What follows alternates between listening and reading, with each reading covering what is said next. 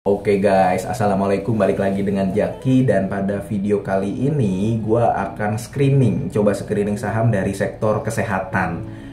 Kayaknya sih lebih ke arah rumah sakit ya, karena banyak rumah sakitnya. Tapi ya kita coba cek lah. Dan hari ini adalah 30 Januari, sudah hampir 1 bulan berjalan di tahun 2023. Dan kalau misalkan lu memegang saham yang bagus, yang lu yakin, lu sudah pelajari, seharusnya di hari ini atau minggu kemarin itu sudah ada beberapa saham lu yang hijau.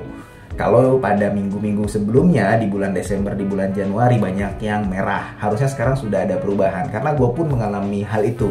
Dan harusnya lu juga sudah ada di portofolio yang hijau-hijau itu sudah ada. Nah, ini adalah video ini gue buat biasanya untuk pemula guys. Jadi ya gue mau berbagi informasi aja lah guys. Karena ada guys di media sosial ada yang beli saham karena lu inget saham, lu tahu saham film nggak? Itu dia naik ketika ada film Doctor Strange sama KKN Desa Penari. Salah satu faktornya. Kemudian dia naik sampai tinggi banget. Kemudian valuasinya mahal, sekarang turun. Dan ada yang rugi cukup banyak di situ karena membeli di pucuk. Sebenarnya gue udah pernah bahas film dan perusahaannya sih nggak jelek-jelek amat. Tapi sahamnya mahal menurut gue. Dan sekarang sudah turun jauh dari harga pucuknya. Nah, gue akan screening saham sektor kesehatan dan ini adalah angka-angka yang sebenarnya lu bisa lihat di RTI sebenarnya. Ada di RTI. Dan angka-angka ini gue satukan supaya gue simplifikasikan dan bisa dipahami dengan mudah. Ada 11 saham. Ada 11 saham guys ya. Dan kalau misalkan lu tahu ada di luar dari ke-11 saham ini, ya nggak apa-apa, tinggal tambahin saja. Tapi yang gue cek adalah 11 saham ini. Nah, di sini ada PER, ada dividen payout ratio, ada dividen yield, ada PBV, ada DER, market cap, NPM, sama ROE. Biasanya gue melihat men-screening satu sektor dari ini. Dari indikatornya ada berapa nih? 1, 2, 3, 4, 5, 6, 7, 8. Dari 8 indikator ini screening dasar. Screening dasar, ingat guys ya, screening dasar ketika ini gue temukan screening dasarnya lolos, biasanya nanti gue baca laporan keuangannya, kemudian gue cari tahu ownernya siapa, kemudian apa yang sudah dia lakukan, dan seterusnya dan seterusnya. Jadi ini hanya screening dasar dan kita pada video ini tidak melihat apa yang perusahaan sudah lakukan, kemudian apa yang akan dilakukan oleh perusahaan tersebut. Ini murni angka-angkanya saja. Dan ada HIL, ada SILO, PRDA, SRAJ dan seterusnya guys ya. Nah, dari PER-nya dulu. Dari PER-nya, kalau menurut gua yang paling menarik adalah PRDA, ada SILO sama PRIM. Dari dividen payout ratio-nya ada PRDA, ada RSGK, ada MIKA. Dari dividen yield-nya ada PRDA, ada RSGK sama MIKA lagi. Kemudian dari PBV-nya ada SAME, ada RSGK, ada PRIM. Kemudian dari DER-nya, nah DER-nya emiten kesehatan sama rumah sakit ini bagus guys. Jadi banyak yang memang DER-nya di bawah 100%. Jadi ya kecil sebenarnya, sehat. Ada RSGK, ada PRIM sama MIKA yang paling kecil. Kemudian dari market cap-nya ada MTMH, ada RSGK, sama PRIM. Kenapa gue mau masukkan market cap? Karena gue suka dengan saham yang market cap-nya rendah. Kalau market cap-nya terlalu besar, potensi untuk beggarnya kecil. Tapi kalau market cap-nya rendah, ya jangan rendah banget lah. Jangan di bawah 100 miliar, jangan di bawah 500 miliar kalau bisa. Jangan di bawah 100 miliar lah. Itu potensi beggarnya tinggi karena kapitalisasi pasarnya kecil. Kemudian ada net profit margin, semakin besar semakin bagus. Yang tadi market cap-nya itu ada PRIM, ada RSGK sama MTMH. Kemudian kalau NPM-nya ada RSGK, kemudian ada PRDA sama ada MIKA. Dan terakhir ROE. ROE batubara gede-gede. Nah, kalau misalkan ROE kesehatan ya di sini ada HIL ya. Ada Hermina tuh, kemudian ada PRDA sama ada MIKA. Nah, yang paling banyak warnanya yang mana? Sebenarnya kalau dilihat dari yang paling banyak warnanya adalah RSGK. Karena dia yang terbaik. Tapi tunggu dulu guys, tunggu dulu.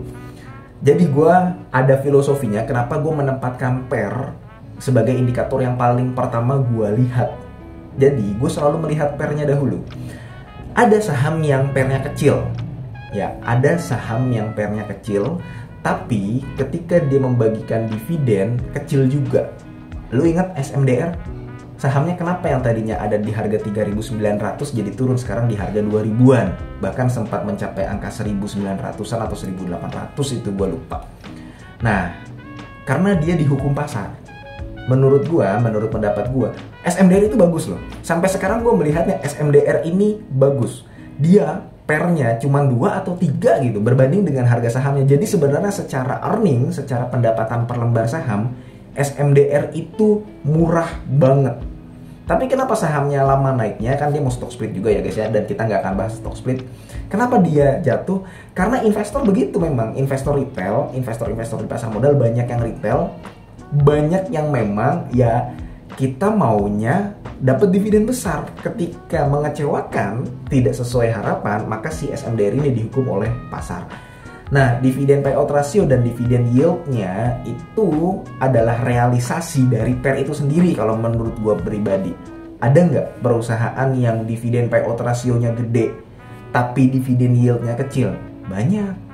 Perbankan, BBRI, BBCA, BBNI enggak sih ya, dia dividen payout rasionya 25%-an. Tapi kalau BBCA, BBRI, kemudian banyak BUMN tuh ya, BBCA lah, dia dividen payout rasionya kan gede tuh, tapi dividen yieldnya kecil. Nah, menurut gua dari 11 saham ini guys ya, yang paling terbaik adalah menurut gua pribadi nih guys, sekali lagi itu PRDA guys. Kenapa? Pertama, dari pairnya dia kecil, dari pairnya dia di bawah 20. Dan kalau kita perhatikan saham-saham sektor kesehatan ini, dia pairnya di atas 20 mayoritas. Ada yang 71, ada yang 36, ada yang 34, ada yang 42. Dan PRDA adalah yang termasuk kecil dari pair. Kemudian dari dividen payout rasionya, dia 60%. Kenapa tidak RSGK yang membagikan dividen payout rasio 158%? Justru gue tidak tertarik dengan saham yang membagikan dividen payout ratio terlalu besar. Apalagi sampai nombok kayak begini. Dia IPS-nya cuma berapa, tapi yang dibagikan dividen payout ratio-nya sampai 150%. Biasanya gue akan nyari saham yang memang dividen payout ratio-nya 30, 40, 50, 60 deh. Jangan deh sampai 90, 99 kayak begitu. Oh, berarti lu megang PTBA dong. Kemudian ada yang kayak gitu kan, misalkan. Kan lu megang PTBA aja. Ya, emangnya kita mau terus-terusan ada di PTBA? Sekarang aja porsi batubara di portofolio gue udah tinggal 20%. Udah nggak terlalu banyak. Jadi kita kan keluar masuk gitu guys. Nah, gue akan mencari yang dividen payout rasionya 40, 50, 60. Kayak begitu biasanya. Dan Mika juga termasuk. Tapi kenapa gue memilih PRDA? Karena, nah ini guys, dividen yieldnya mendukung. Jadi gini, tadi gue pernah bilang bahwa ketika ada saham yang dividen payout rasionya besar, tapi dividen yieldnya kecil, ya sama aja. Karena biasanya saham itu kan bergerak ketika dividen yieldnya besar. Nah, PRDA ini menurut gue dari sektor kesehatan ada 11 ini, yang paling menarik ya PRDA karena dividen yieldnya cukup besar. Kenapa ada RSGK juga 8%? Ya karena dividen payout rasionya 158. Nggak menarik.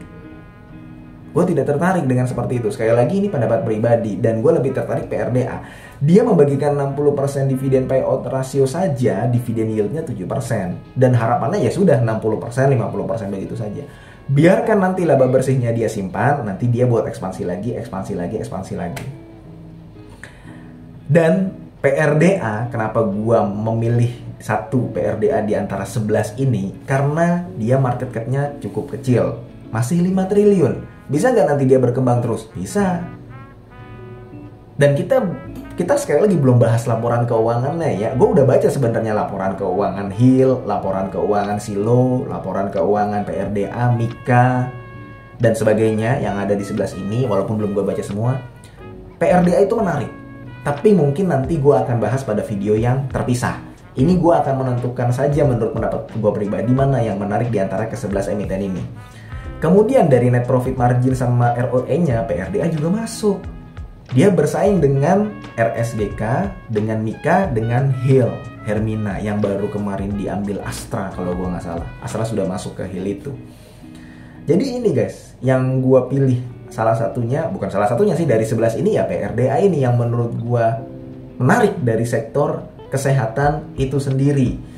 Dan gini guys, PBV dari sektor kesehatan, ya gue kan beberapa kali sering menyebutkan PBV.